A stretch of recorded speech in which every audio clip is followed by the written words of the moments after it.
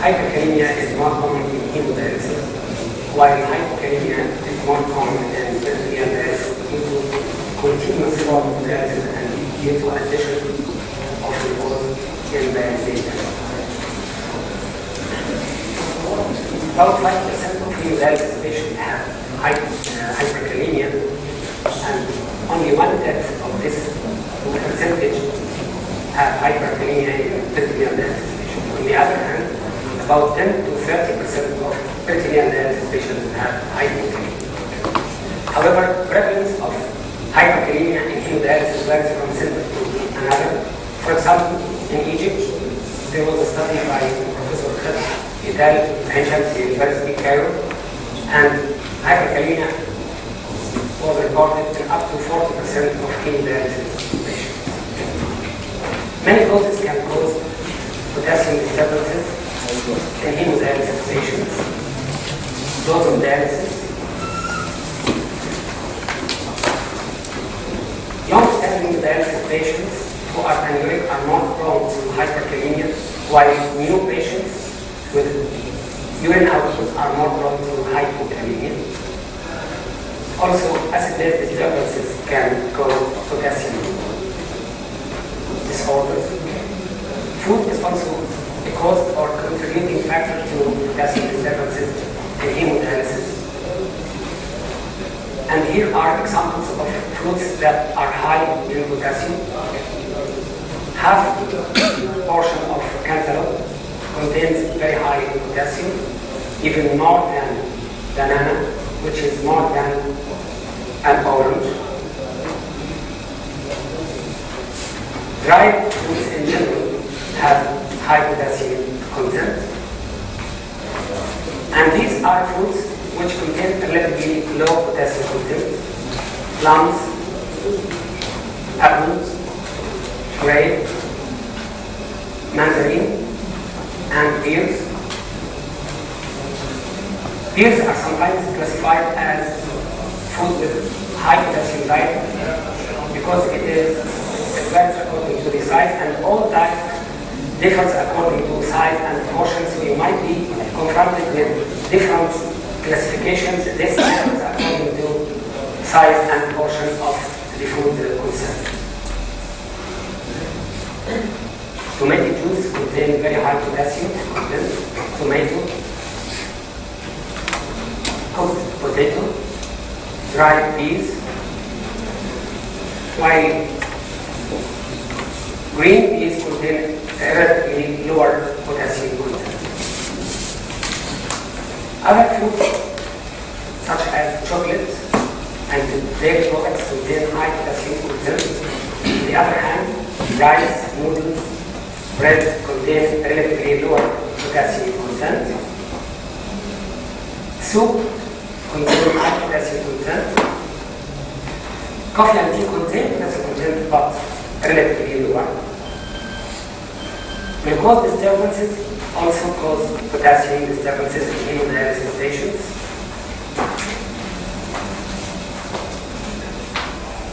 High aldosterone, for example, licorice intake, can cause hypokalemia. On the other hand, low aldosterone, for example, patients who have Addison disease on dialysis due to long-term steroids before dialysis to treat the syndrome or so. After discontinuation of steroids, they are prone to Addison disease, which might aggravate hyperkalemia. Hypokalemia can occur immediately post-dialysis. 1 to 2 hours later, there might be hypokalemia, which is called rebound hyperkalemia. Fever, tissue destruction can cause hyperkalemia, while vomiting, diarrhea will cause hypokalemia. Fits can cause hyperkalemia. Hypomagnesemia is associated with low potassium. Pseudo-hyper or hypokalemia is mostly due to faulty manipulation of blood sample. For example, prolonged storage of the sample or cooling of the sample will cause release of potassium from blood cells, causing false increase in potassium. On the other hand, if the sample is stored for a long time in a warm condition, this will cause absorption of potassium to the cells, causing false hypokalemia.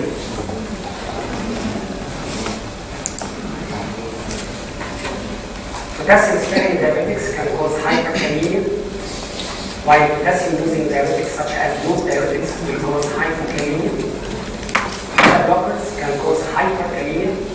Beta stimulants, on the other hand, will cause hypokalemia. That's why beta stimulants is one of the measures to treat hyperkalemia. Heparin, especially regular heparin, can be associated with hyperkalemia, while further abuse due to GIT disturbances will cause hypokalemia.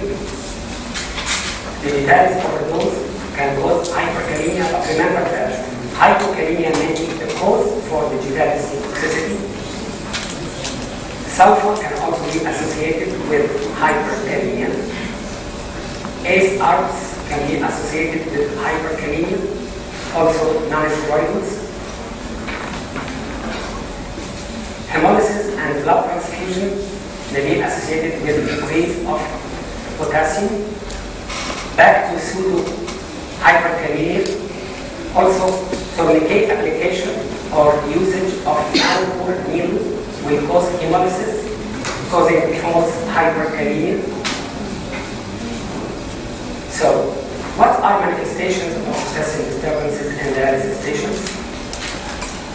There might be nothing, asymptomatic patients, or there may be muscle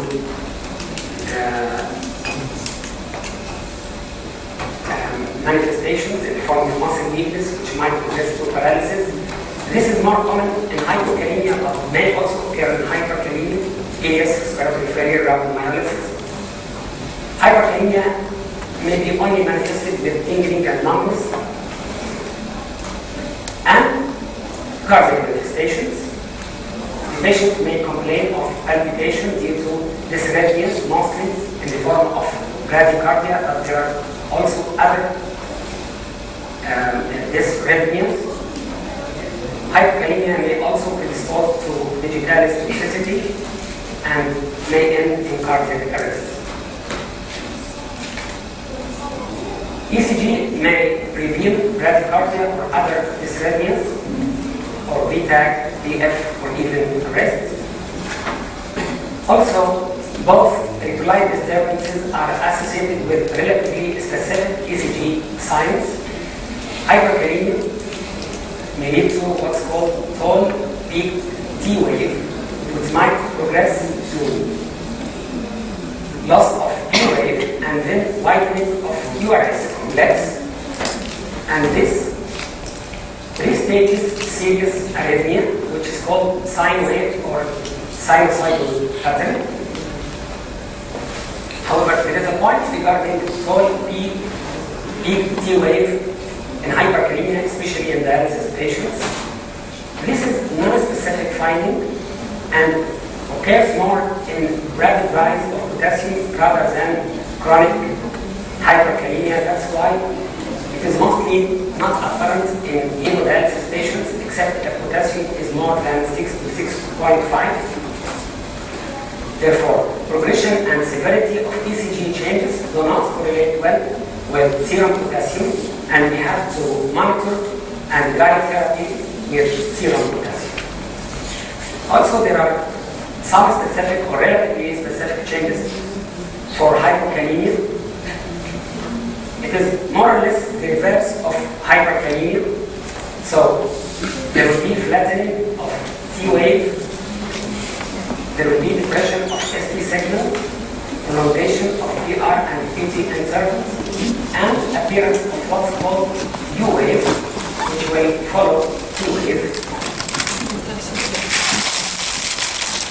The accepted pre-dialysis potassium is rather different from normal population. Pre-dialysis potassium of 5 to 5.5 have the lowest mortality risk in hemodialysis patients.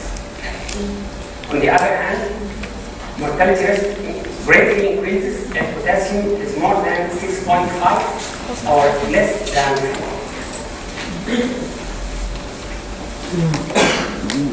How can we prevent hyperkalemia in hemodialysis? First and most important is counseling the patient. He has to receive low potassium diet. He has to know that all foods contain some degree of potassium, and the size of serving is very important. He has to know that he has varieties to eat, but in moderation. And an important point regarding the vegetables is that boiling of vegetables, discarding boiled water, then recooking the vegetables will markedly decrease potassium content, allowing more freedom to the patient. Of course, we have to avoid all causes that might cause hyperkalemia. Loop diuretic may be used if indicated due to other reasons, such as cardiac reason, and if the patient is bringing urine. We can also manipulate potassium and dialysate.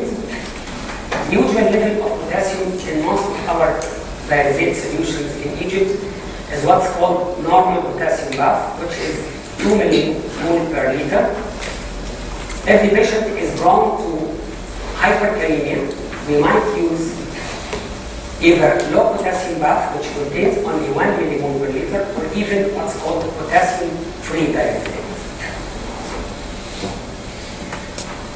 These are the common formula in Egypt, and as we can see, most of the formulas contain potassium around 2.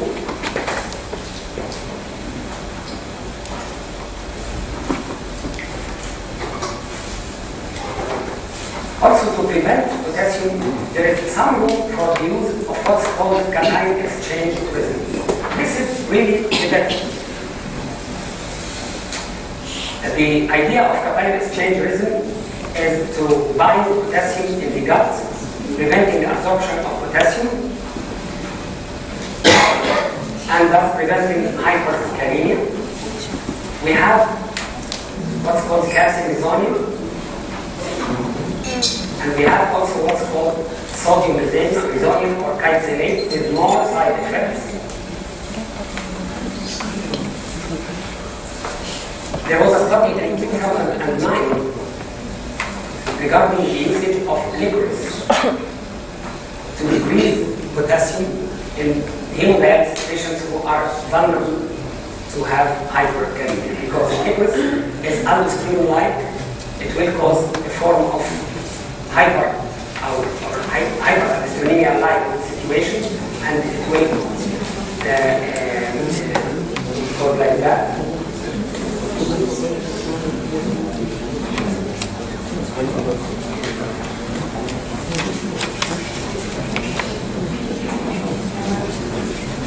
How can we treat potassium disturbances? Let us start with hyperkalemia. First, I have to ask myself, is it true or pseudo-hyperkalemia? Then, I will ask myself about the severity of hyperkalemia. Might be mild, moderate, severe. Severe hyperkalemia is defined as potassium more than 7 or potassium more than 5.5 in the presence of ECG changes or symptoms.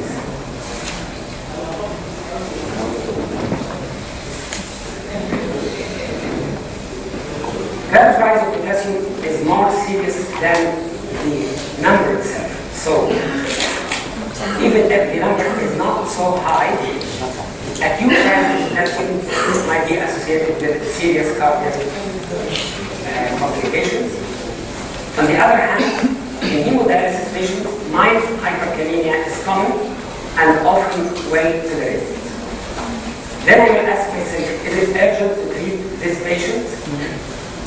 As I have just mentioned, urgent treatment is indicated in cases with severe hyperkalemia, which is either potassium more than 7 or associated with ECG changes or symptoms. How can I treat hyperkalemia in hemodialysis patients? These are the 3 main modalities to treat hyperkalemia. First, as we have all learned, we have to protect the heart. But here is an important point. We have learned that cases with hyperkalemia can receive IV calcium gluconate to protect the heart. However, calcium infusion is indicated only for severe manifestations of hyperkalemia, even not only T-wave rise, but other ECG changes or other symptoms. And this might maybe more conservative in end-stage renal disease, because you know that IV calcium infusion is very serious in dialysis patients. It might precipitate calcium and causing metastatic calcification. So, in hyperkalemia due to or associated with hemodialysis, please don't rush to use IV calcium gluconate.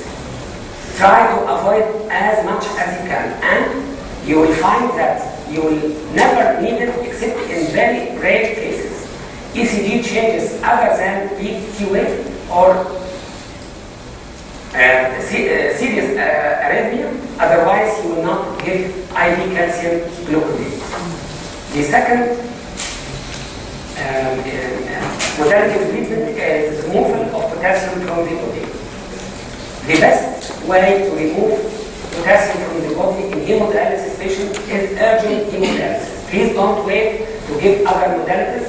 Go straight forward for hemodialysis, because this is the best treatment.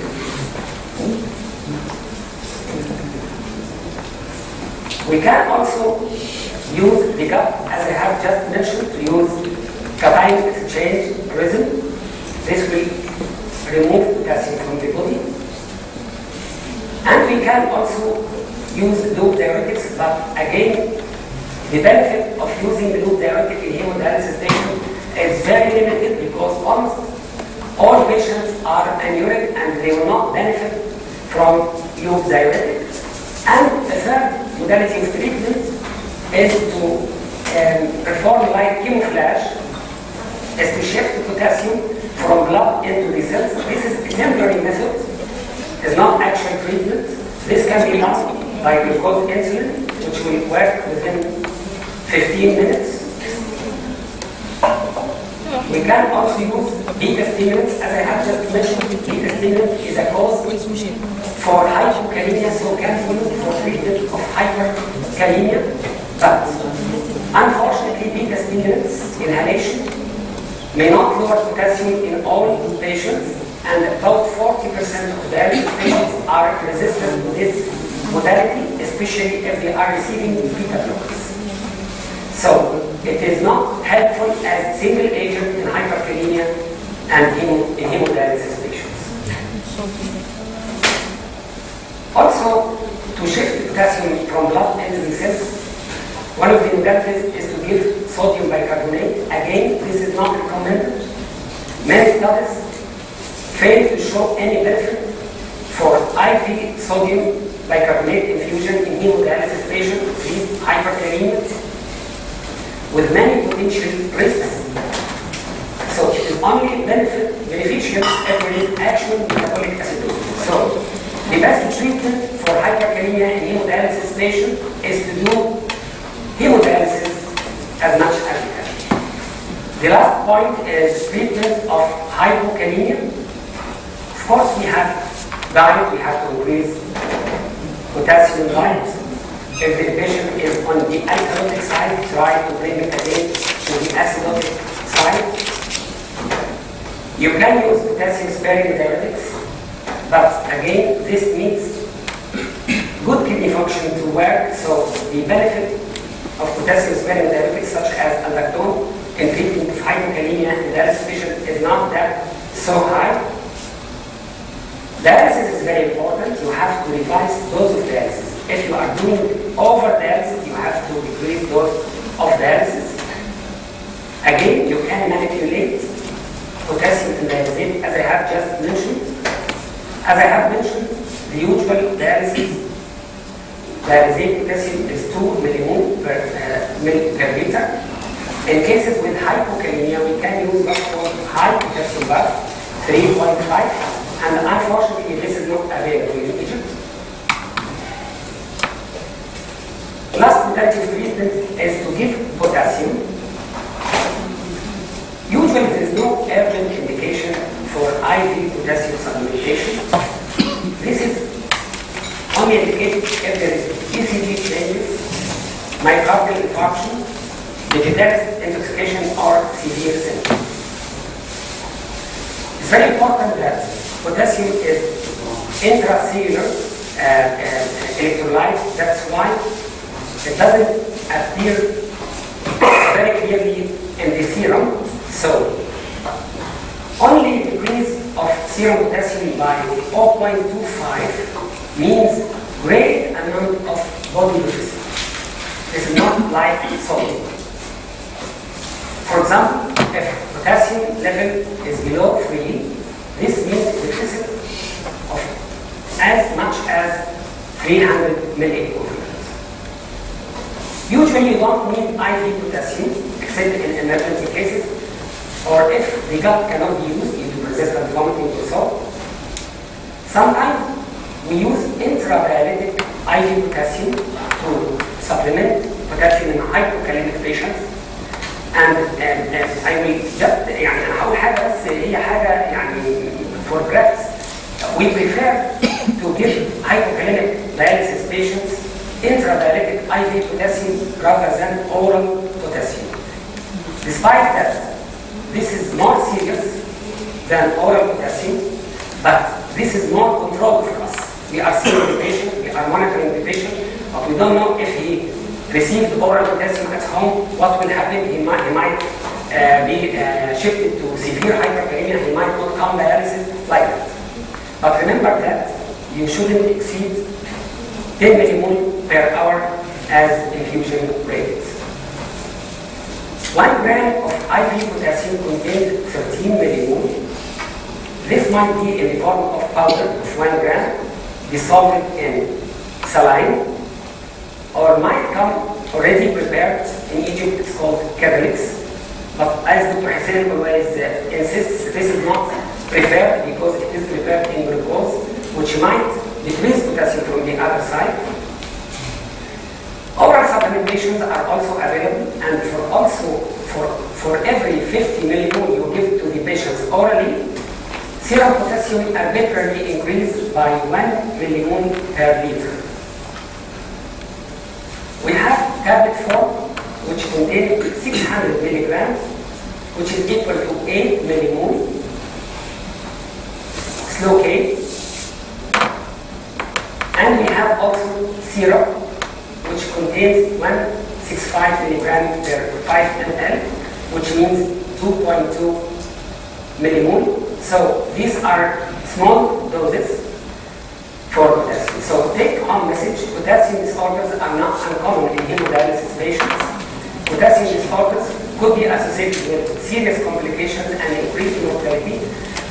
But remember that treatment of potassium disorders in hemodialysis patients may differ from other patients' population. Thank you very much.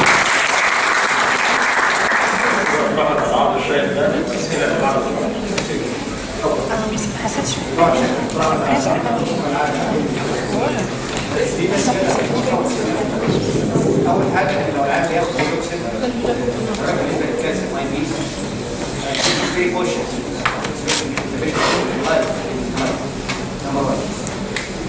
نمبر 2 بالنسبة للريكورد شايف الدوستيشن هدي بس ان الورق يكون هايبوكاليميا سبب الكونتريبيوشن الدوستيشن او الكونج يعني لكن التاك الدوستيشن اتسيلف كان ليه هايبوكاليميا دي مثلا نمرة 3 الجزئية بتاعت الحاجات اللي هي بتاعت السؤال البريدور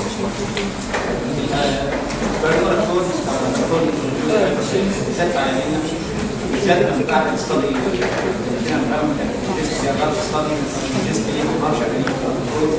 كل شويه ساعات انا لاحظت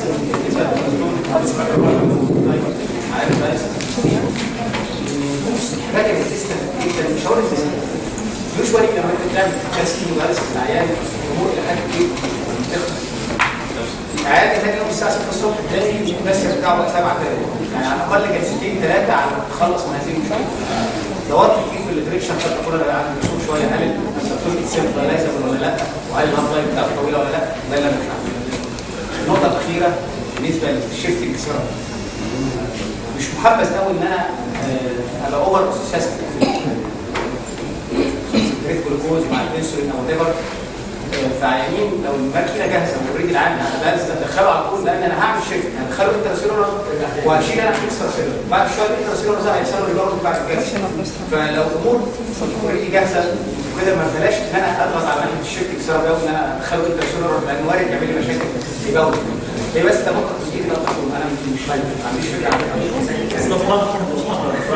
هي بس النقطه بتاعت احنا يعني ايه لسه بنتكلم في الحكايه دي تقريبا لقيناها خالص. كان زمان اول ما يجيبوا معانا مصر كويس على الكالسيوم يجيبوا كالسيوم الكلام ده هو اللي هو تريتمنت للمصري كرامز وانسيف تماما. وحتى ضربت المثال حتى الناس اللي النورمال سبيليشن مش عندها خالص وعندهم كالسيوم كمان بيكون كالسيوم اي في فوسفيت لا هو هناك تمام عشان موضوع الاستاتيك كالسيوم ده ابعد كتير جدا في الدياليسيس تقريبا الاي في كالسيوم ده انتهى من الدياليسيس تماما فيري سيريس وحتى موضوع البروتكشن اوف ذا هارت عشان الهايبرتنشن عندنا يعني راشونال قوي جدا احنا مش هنحتاجه في الدياليسيس بكذا سبب. اولا البيشنت ده توليريتنج الهايبرتنشن. ثانيا البيشنت ده عنده فاسيلتي سهله جدا تنزل بس هو ده جدا انا قصه احنا بنعمل الكلام ده في 1 2 3 4 مش عارف هنقول الحاجه الثالثه المهمه ان حتى موضوع الانديكيشن الاي في كالسيوم اللي كان موجود زمان بره التي ويف حتى ده بقى فيه ليميتس. في ناس دلوقتي بتقول ان حتى التي ويف يو كان سكيب ما تدلوش اي في كالسيوم ده في النورمال يعني ايه اللو بي او الواي كيو ار اس ده انديكيشن الاي في كالسيوم في النون دايلسيس. لكن حتى اللي هي البيك كيو اللي هي معظمها مش ما بنشوفش حاجه هي تقريبا في الهايبرتنشن حتى دي مش انديكيشن للنون دايلسيس او فيها ديبيت يعني وبالتالي الاي في كالسيوم ده بره حاجه بقى الاستريس برضه على فكره اذا كان ده تكنيك للكالسيوم السيتويشن دي فالادعى يبقى فوق كده عايز احط جوكسن لان الهاي كالسيوم بيزود مش لازم سعيد اكد بقى كمان ان كمان الجوكسن هيزود الايه؟ الاي كالسيوم هيزود الماجنيز الحقيقه انا عندي يعني انا برضه زي ما سعيد عمل كمان برضه لان انا عندي من الناحيه النظريه الاميون ده عشان يشتغل عايز نورمال نعم بيشتغل زي ما قلت هو ما بيفيدش في الهايبوكاليميا لكن هي من البراكتس بقى لما بتدي العيان هايبوكاليميا زي ما قلت بالظبط بيشتغل على احنا يعني نناقش كمان موضوع التغطيه ده عشان القصه اللي بتقول يعني الا لو كانت حاجه يعني فيري امبورتنت بتاع الهويه لما بتكلم على ايه هل الهاف لايف هو لازم انا مش كده كده انا بس في نقطه مش عارف انا هتكلم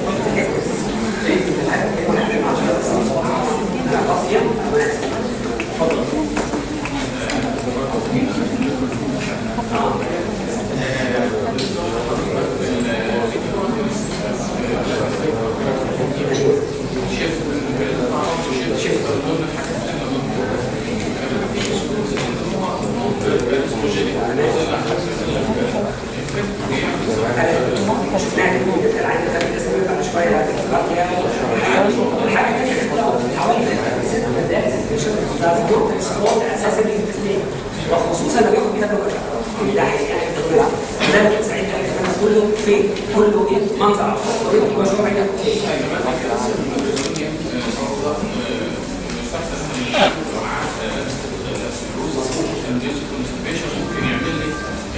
ممكن يوصل ده اكتر مع الصوت لو كان زي اكتر من مع الكالسيوم لكن باص برضه استخدامه ديبيتر يعني الكرونيك يوز بتاعهم لكن احيانا العيان مثلا تاخد بقى ايه مكيال على نص كوبايه ميه في غير ايام الجلسات شفنا كل الطرق بتاعت مفيش حل فيوم الجلسه بيتشال بالدالس والحاجه الثانيه بيتشال بالايه بالريزوليوشن. اتفضل. صراحه القطع بالنسبه للميجرز اللي بتستخدمها في الانترسيلر شيب الجلوكوز انسولين هل في فيجر معين بيستخدموه هو بس انا ما عندوش رقم اليونتس وانا هقول لك الصراحه هو الفكره مكتوبه هو مش عارف تنسيق لكن احنا بنعمل ايه؟ احنا هو الرقم بالظبط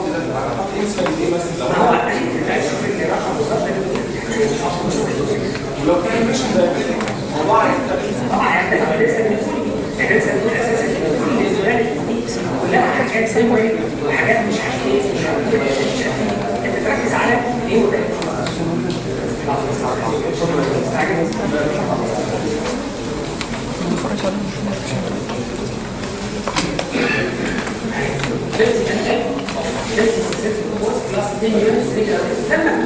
انا ما عنديش اساس وفي الريفرال لاينز حاجه يعني ايه يعني احنا بنعمل زي ما انت بتعمل يعني كميه